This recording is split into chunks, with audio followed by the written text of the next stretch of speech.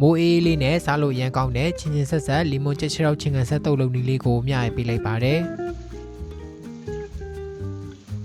အရင်ဆုံးလီမွန်သီးလေးတွေကိုစားလေးနဲ့တိချလေးပြောင်းသွားအောင်လို့ဆေးထားပေးလိုက်ပါမယ်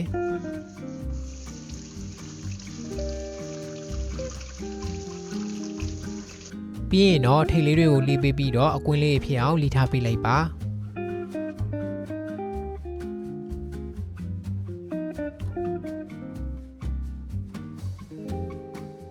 နောက်ထပ်တုတ်တဲ့အခါကျရင်မခါသွားအောင်လို့အစီလေးတွေကိုဖယ်ထုတ်ထားပေးလိုက်ပါမယ်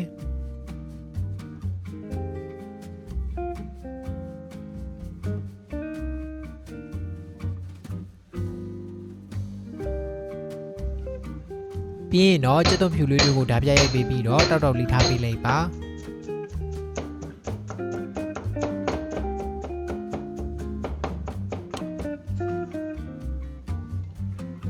နောက်ထပ်ငရုတ်သီးအနီလေးတွေကိုလည်းကိုစားနိုင်သလောက်လှီးထားပေးလိုက်ပါမယ်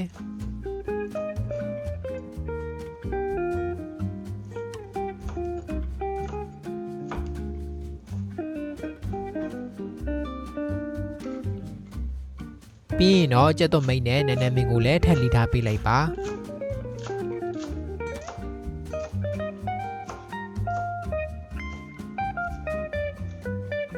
နောက်ထပ်အယိုးထုတ်ထားတဲ့ကြက်ချောက်လေးတွေကိုအနမ်းပြောက်သွားအောင်လို့ဂျင်ဂျစ်သွန်မိတ်နဲ့ကုတ်ကင်းဝိုင်လေးထည့်ပေးပြီးတော့မိနစ်20လောက်ပြုတ်ထားပေးလိုက်ပါမယ်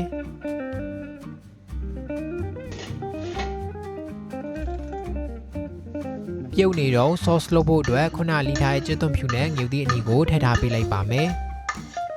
ပြီးရင်တော့ပူပြီးမွေးသွားအောင်လို့ငရုတ်သီးမုန့်နှဆွန်းနဲ့နန်းလေးထည့်ပေးပြီးတော့အပေါ်ကနေစီပူလေးလောင်းထားပေးလိုက်ပါ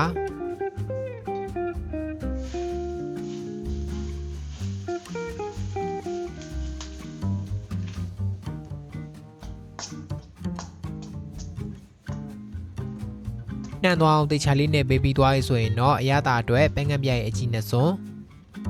ဗနီဂါခယူစီစာကြက်သားမုံနဲ့စပရိုက်လေးတစ်ပူလောက်ကိုဖောက်ထည့်ထားပေးလိုက်ပါမယ်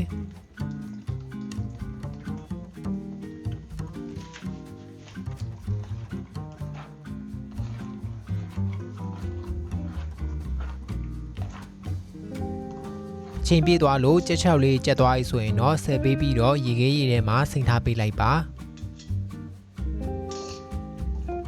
ပြီးရင်တော့ရေတိချာလေးစစ်ပေးပြီးတော့လှီးထားတဲ့လီမွန်သီးလေးနဲ့အရည်လေးကိုပါညှစ်ထည့်ထားပေးလိုက်ပါမယ်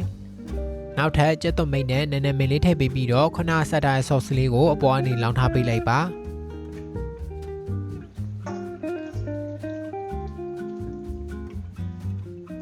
နောက်ဆုံးတေချာလေးနှံသွားအောင်နေပေးပြီးသွားရဆိုရင်တော့အခုလိုမျိုးချင်းချင်းဆက်ဆက်လီမွန်နံမွေးလေးနဲ့စားလို့ရန်ကောင်းတဲ့လီမွန်ကြက်ချောက်ချင်းကန်ဆက်တုပ်လေးကိုရပါပြီနော်